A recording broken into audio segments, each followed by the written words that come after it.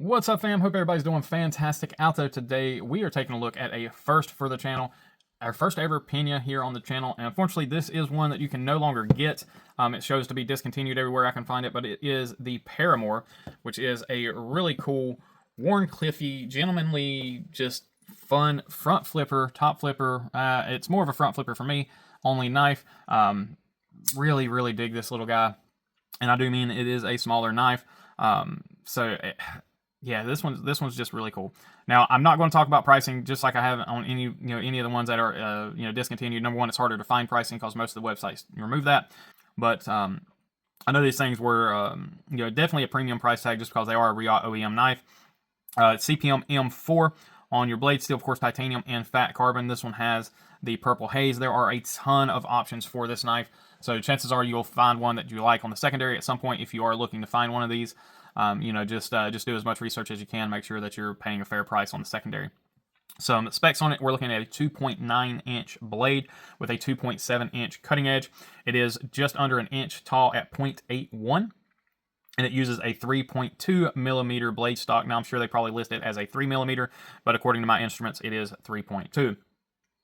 Handle length, we're looking at 3.75, with being a 0.77 height here, so just over 3/4 of an inch on your height.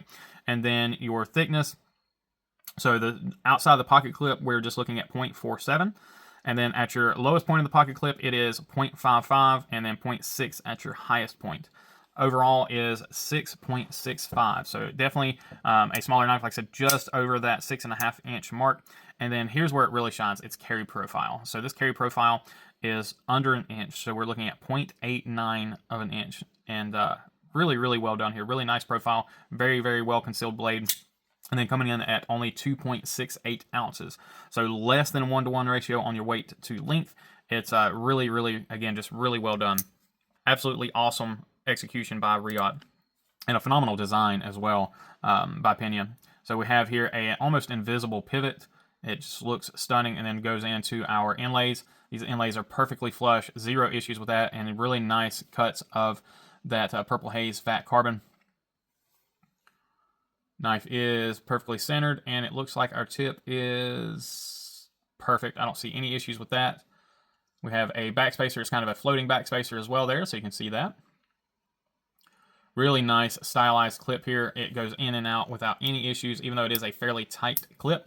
Now, if you do have thicker pant material, I don't know how that will work with those. Unfortunately, I don't have a way of trying that. But for me, it worked just flawlessly with the thinner shorts that I use. We have a multi cutout here on the lock bar relief.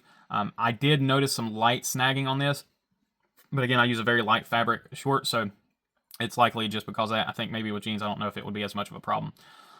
Then we have a standard lock bar insert. Now, it is screwed in from the back side from what I can tell, but really nicely done there again.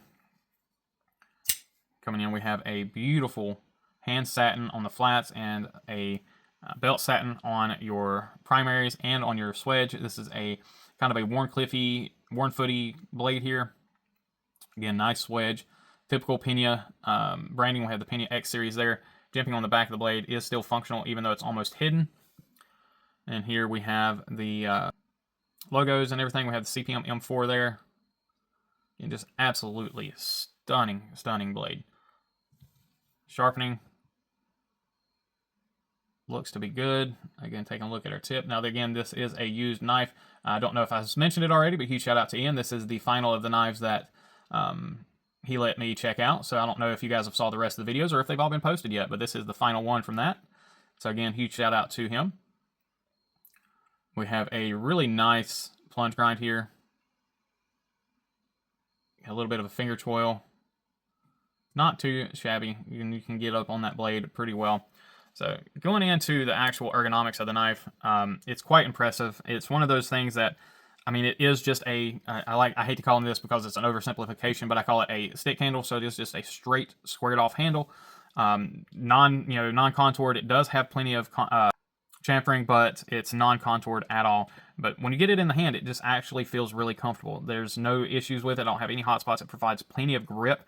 The angles and everything worked really well. Pocket clip disappears. It's super slicey because it does get fairly thin behind that edge, even though it's a fairly short blade, or fairly, yeah, I mean, it's not a very tall blade, but it still does get fairly thin behind the edge. I mean, it's not going to win any contests or anything, but for everyday carry tasks, it is certainly thin enough to handle pretty much anything you're going to want it to do. And then because of that shorter blade, it's not going to have as much drag in things like cardboard and whatnot, even though it's not as thin behind the edge, because it's not as much material behind the edge as far as the blade height. It's not going to create as much drag. So that is something to look at when you're looking at one of these knives. It's not necessarily how thin that grind gets. It's also to do with the height of your grind, whether or not there's a swedge, how tall the blade is, all of those features. But yeah, again, really cool knife. It does have really great lockup. I forgot to show that. Lock bar access is better than it looks. You can get in there really easily. They've cut out really nicely and made this chamfered on both sides, again, just to give you the access that you need. Now, it does only have one exposed screw, two exposed screws, so we are going to check both of those. They should be T8s.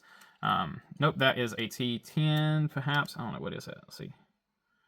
So I think that one is a T8. So we got just a little bit of wiggle on that one, but I think this one is a T10. Definitely a T10. Let's see, which one of these has a T10 on it? Neither one of them. T10, where are you at, T10? There we are. All right, got my T10 here. Yeah, T10 done very well. Very minimum wiggle there, so no issues at all with that. Let's jump into our size comparisons. That way we can get you guys on with your day. This knife is going to be on the smaller side, so it's going to be smaller than pretty much everything on the table. Actually, I think it is the smallest knife on the table currently. We have the Penguin and the Pyrite, and that is the Pyrite Alt.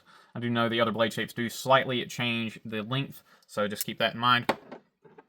Then we have the Drop Bear.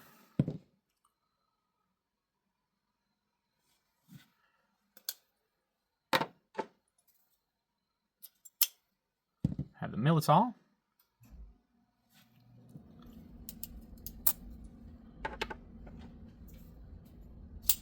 Coming in with the Bel Air.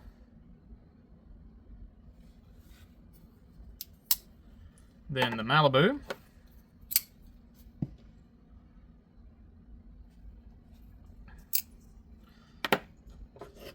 Got the PM2, which is going to dwarf this thing.